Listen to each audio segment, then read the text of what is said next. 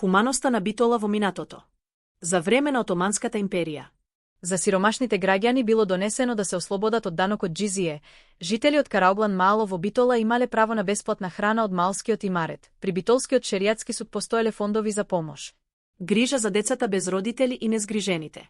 Кога станува збор за грижата за децата без родители, постоеле фондови преку кои што се помогало на самохраните мајки и имало доста згрижувачки семејства. Пример за згрижувачко семејство од 1927 година е Константин Сидановик. Згрижувачките семејства добивале, а што добивале месечен надомест од општината, под надзор на лекар и бабица.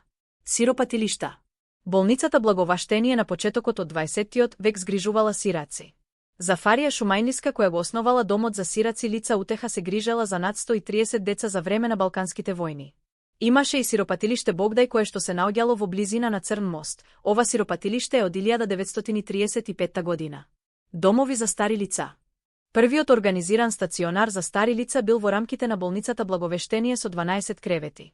Сиропиталиштето Утеха во 1942 година станува и дом за стари лица со капацитет за 50 луѓе, додека француските милосрдни сестри вовеле модел на полудомови, посетувајќи ги старите лица во нивните домови со храна, огрев и разговор. Истакнати донатори и добротворни здруженија. Сумбур Чаушбеј, кој уште во 1435 година оставил дуќани и имот за издршка на народна кујна. Браќата Пиника, Јоанис и Теохар, магаревчани кои стекнале богатство во Египет, но на Битола и оставиле 10.000 златни фунти за болницата и училиштата. Рајна Алексова, првата аптекарка на Балканот, која донирала средства за градската сиромаштија. Хуманитарните друштва Српска мајка и Корка Леп, како и еврејските здруженија Малбаш Арунни и Озер Далим, кои се грижеле за сопствените заедници во најтешките денови. Народни кујни. Во Првата светска војна една од кујните и припаѓа на големата хуманитарка мисис Харлеј. Првин ја лоцира во самиот град, потоа, заради честите и жестоки бомбардирања, е дислоцирана и се лоцирала во могила.